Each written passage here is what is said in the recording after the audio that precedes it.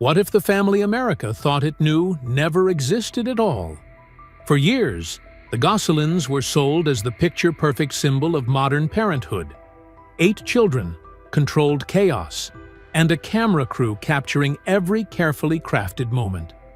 But behind the matching clothes, the staged smiles, and the polished episodes was a reality the audience was never meant to see.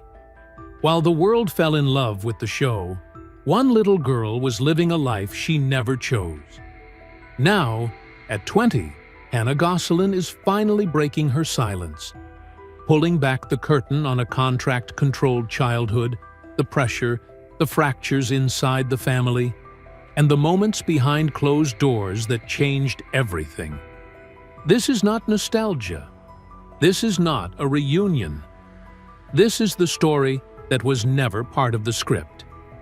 And for the first time, she's telling it beyond the cameras.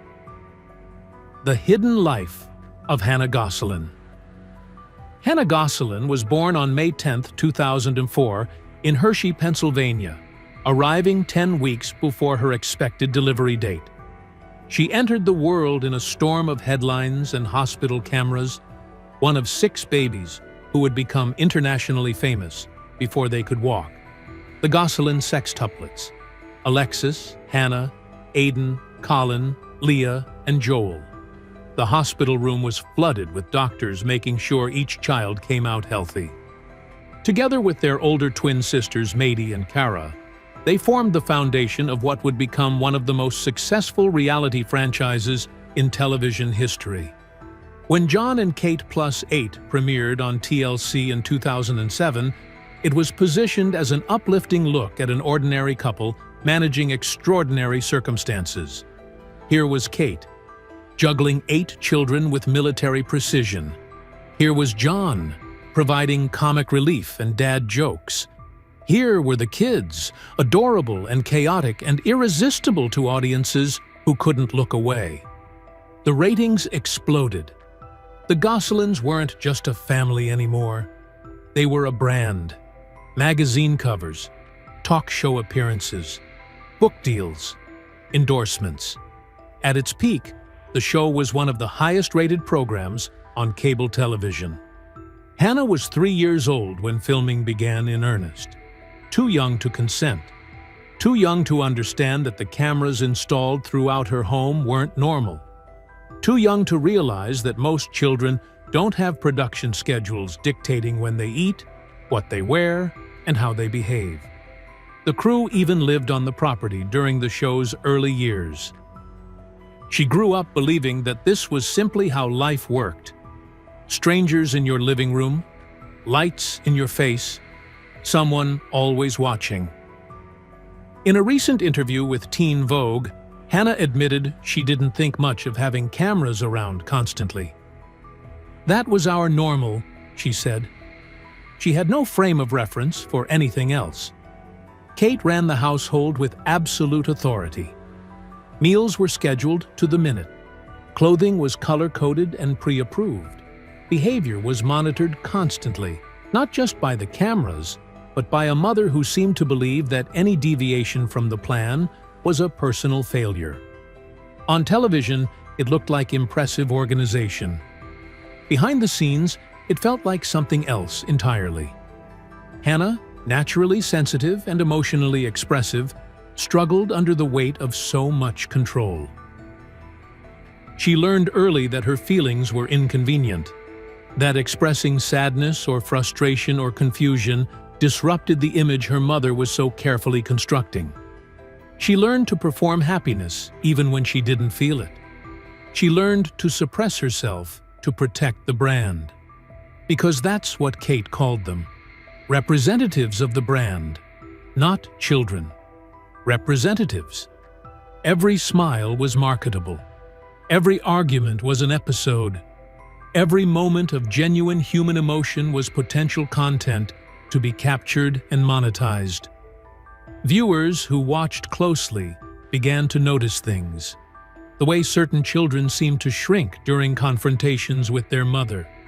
The tension that flickered across faces during supposedly happy moments. In 2014, a Today Show interview with Kate and her twins Maddie and Cara resurfaced on TikTok years later, gaining millions of views for what users called red flags galore.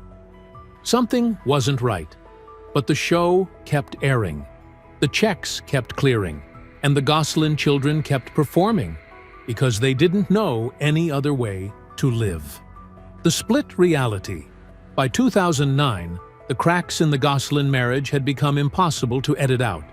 Jon and Kate's relationship, strained for years by the pressures of raising 8 children under constant public scrutiny, collapsed in spectacular fashion. Their divorce became a tabloid-feeding frenzy.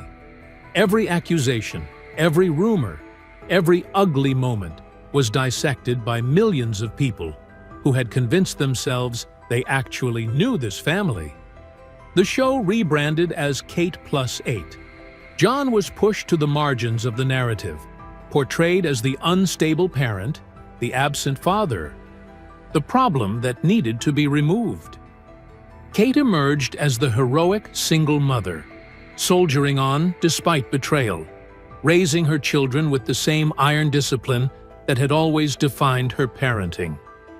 Hannah was 5 years old when her parents' marriage ended, old enough to feel the tension that had been building for years, old enough to absorb the anger and resentment that filled every room of that house, young enough to be completely powerless in the face of it. In her Teen Vogue interview, Hannah reflected on how the show affected her parents' relationship. She observed that the constant filming drove them further from each other rather than bringing them together. She watched her family transform into something unrecognizable. Her father disappeared from daily life. Her mother seemed to retreat further into control, into rigidity, into a desperate need to maintain the image even as everything fell apart around her. And then there was Colin. Hannah's brother had always been different from the other children. More sensitive, more difficult to manage, more likely to question the rules that governed every aspect of their lives. He didn't fit the mold Kate had created. He didn't perform on command. In the Vice TV documentary, Colin recalled mornings where he would wake up and wonder if the cameras had to be there. There were times where he definitely wanted a day off, he said. In those moments, he would shut down and refuse to cooperate with producers. He was quiet. He would just be there and be completely silent in interviews and not interact or do what he had to do. And for that resistance, he would pay a price that still haunts the Gosselin family to this day. Hannah noticed the changes gradually. Colin started being separated from the rest of the children during meals. He wasn't allowed outside to play with his siblings. He spent long hours alone in a room the other children weren't permitted to enter. Kate called it a containment space. Hannah didn't understand what that meant. She just knew her brother was disappearing, piece by piece, from the family she thought she knew.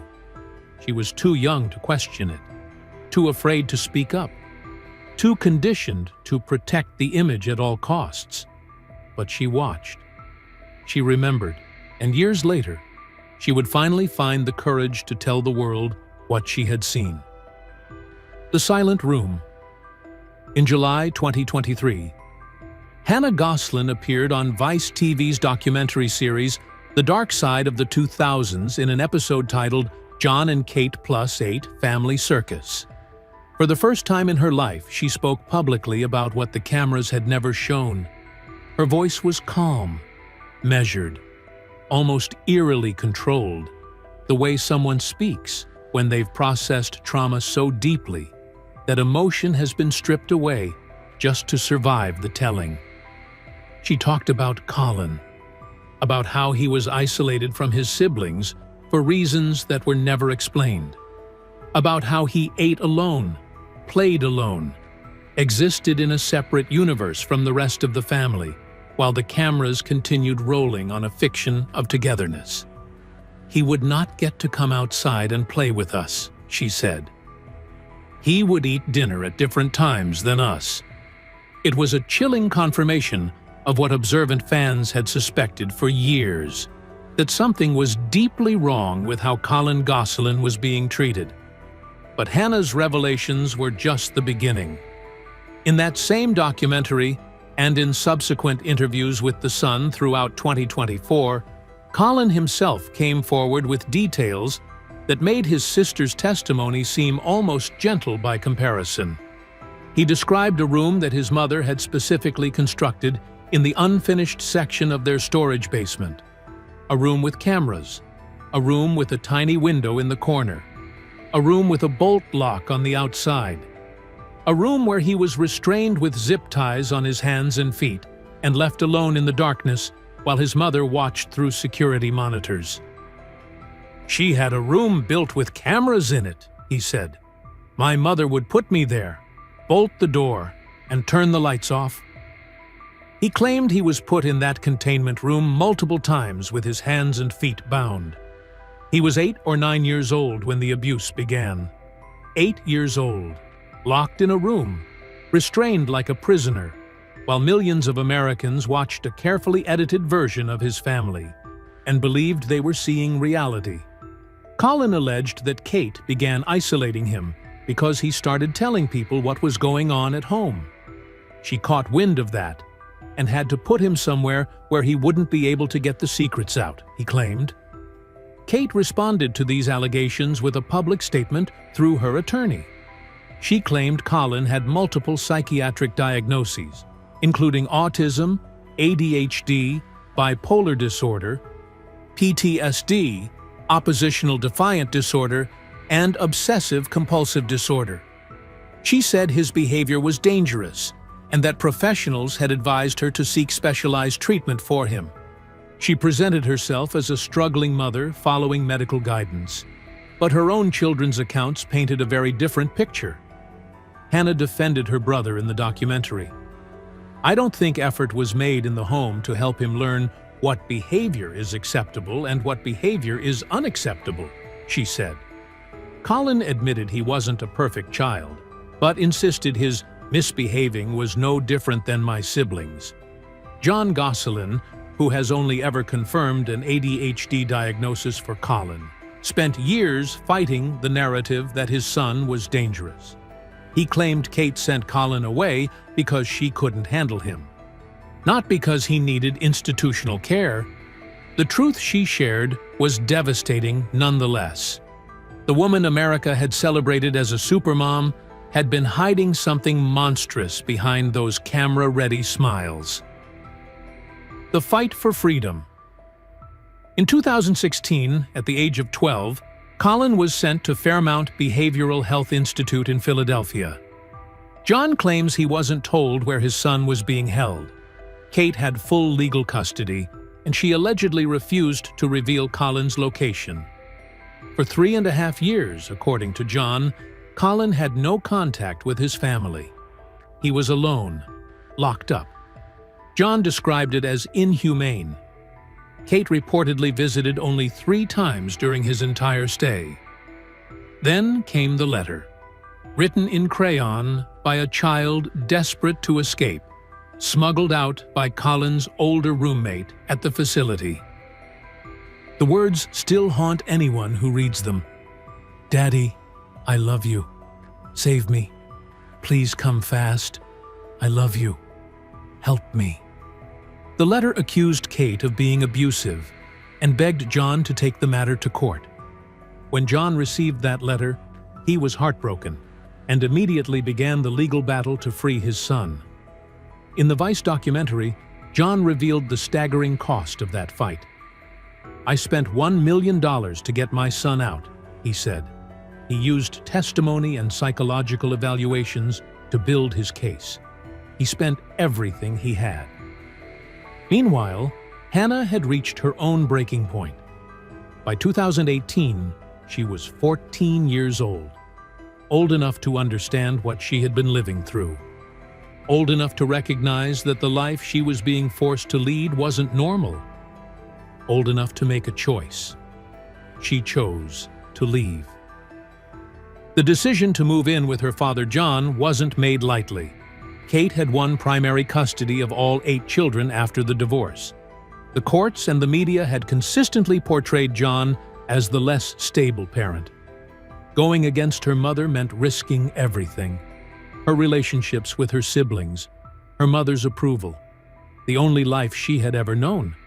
Jon noticed things that alarmed him when Hannah started visiting more frequently. How anxious she was, how guarded. He later claimed that Hannah suffered from PTSD due to Kate's strict parenting and what he described as mental abuse. Hannah had had enough, Jon said. She was always labeled the leader of the pack. She just got tired of being the leader of the pack and all that responsibility.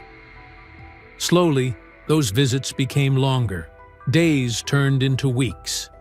And eventually, Hannah told her father she didn't want to go back. She was brave, Jon recalled.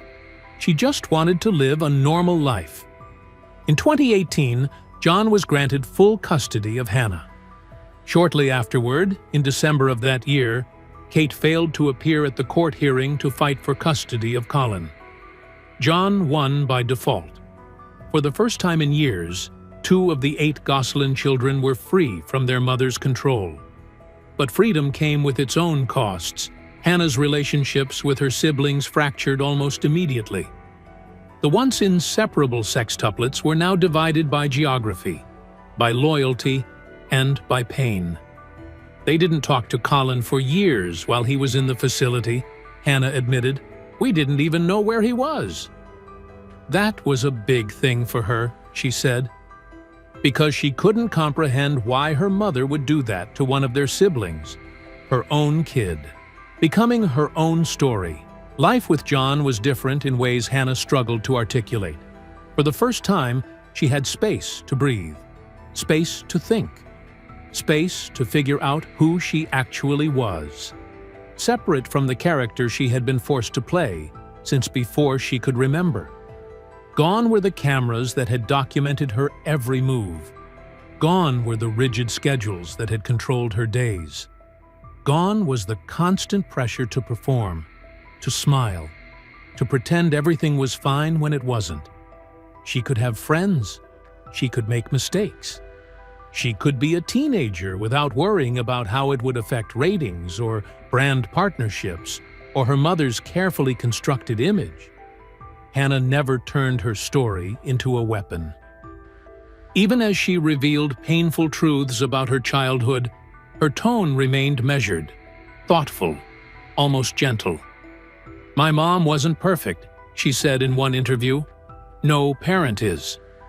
It was a simple statement, but it revealed the complicated emotional landscape she was navigating. A mixture of pain and compassion that only a child of public chaos could truly understand. She acknowledged the hurt without wallowing in it. She told her truth without seeking revenge. She maintained hope for reconciliation even as she set boundaries that protected her peace. Hannah graduated from high school in 2023 alongside Colin. She's now studying business administration in college with dreams of owning her own business someday. She launched her own skincare brand, Gosselin Girl Beauty, featuring vegan and cruelty-free products. On her website, she describes herself as the one that giggled non-stop and was always seen as the instigator of fun. She met her boyfriend, Lennon Johnson Jr., a 21-year-old cybersecurity student, through mutual friends. They celebrated their one-year anniversary in August 2023 and even started a YouTube channel together, documenting their relationship. Jon's mother has given Lennon her seal of approval after he sat with her and held an umbrella for her while it rained. "He's very kind," Hannah said of Lennon. "He's really big on being the best version of yourself you can be. I think he makes me a good version of myself, and he has big dreams, and I love him." In September 2024, Hannah and Jon appeared together on the Tamron Hall show to discuss their shared wellness journey. They revealed they had lost a combined 75 pounds, with Jon dropping more than 50 and Hannah losing 25. They talked about working out together, changing their diets, and supporting each other through the transformation. When Hannah put on a pair of shorts she had worn 2 years earlier, she danced around her room. "It was the best feeling ever," she said. She spent her whole summer at the pool and the beach, something she wouldn't have done the year before. The confidence boost of looking in the mirror and being happy with what she saw had changed everything. The fallout. The public response to Hannah and Colin's revelations was intense and divisive. Kate issued statements defending herself through her attorney, who told The Sun that the facts belie the truth, and that Kate did what she did to protect herself and her family. In a since-deleted social media statement, Kate claimed that Colin's brothers and sisters and I have not been directly involved in his life due to his history of unpredictable behavior and violent tendencies towards us. Maddie, the eldest daughter, sided publicly with her mother, releasing her own statement saying she doesn't have a relationship with Colin due to his threats and hateful behavior toward the family. She wrote that for her, "There is no further conversation to be had about rebuilding relationships with anyone in my life after reaching the point of physical violence and hate speech." John's girlfriend, Colleen Conrad, defended Colin passionately, calling the allegations against him false and describing him as one of the kindest, most loving people she had ever known. The Gosselin family war played out in headlines and interview segments, with accusations flying in every direction and no clear resolution in sight. Then came the car accident. In November 2022, Colin fell asleep at the wheel on his way to work. His car flipped, and he slid upside down across traffic. It was a near-fatal crash, and according to Colin, neither Kate nor any of his estranged siblings reached out afterward. "No, I didn't hear anything from any of them," he said in the Vice documentary. "They didn't reach out at all." In 2024, Colin revealed that his dream of joining the U.S. Marine Corps had been crushed because of his time in the institution. He was close to graduating from training when they found out about his psychiatric history. Being in an institution was enough for them to discharge him. He blamed Kate for that too, another consequence of decisions made when he was just a child with no voice in his own fate. He has since started a pressure washing company, Gosselin Pressure Washing LLC, and is pursuing a finance degree at Penn State. But perhaps the most surprising development came when Hannah revealed that she had begun reconnecting with her mother. "We talk about school, and we talk about life," she said. She knows Lennon. When asked about her mother's opinions, Hannah was clear about her boundaries. "Obviously, everybody has an opinion, and I'm open to listening to everybody's opinion, but at the end of the day, my choices are my choices." And then she said it simply. "She's my mom." It was a short statement, delivered without drama, but it carried the weight of something profound. The possibility of forgiveness, the beginning of healing. The family that remains today. The Gosselin family exists in fragments scattered across the country. The twins, Maddie and Kara, now 24, live in New York. 4 of the sextuplets, Alexis, Aiden, Joel, and Leah, remain with Kate in North Carolina. On Mother's Day 2024, Kate posted a tribute to those 4, celebrating that there were no more teenagers in the house. Only Hannah and Colin live with John in Pennsylvania. They rarely appear together publicly with their other siblings. The family that once posed for magazine covers and signed autographs at grocery stores has become 8 separate stories, connected by shared DNA and shared trauma and precious little else. Colin hasn't spoken to his estranged siblings since 2016, 7 years of silence. In a heartbreaking TikTok post in 2024, he shared a throwback photo of all the siblings together. "Born to be a team, us against the world," he wrote. "Forced to do it alone, and wonder every day what our lives could have looked like." forced apart, pitted against each other. All the fame and money in the world, but what about kids being kids? Despite everything, he says he loves them to death. He really hopes one day they can all reconnect and put the show behind them and just be siblings again. Take back the time they didn't have. He hasn't reached out to them directly.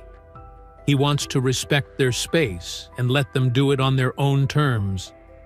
What happened to the Gosselin children was, in many ways, a product of its era. Reality television was still relatively new when Jon and Kate Plus 8 premiered. The ethical questions about putting children on camera before they could consent hadn't been fully explored.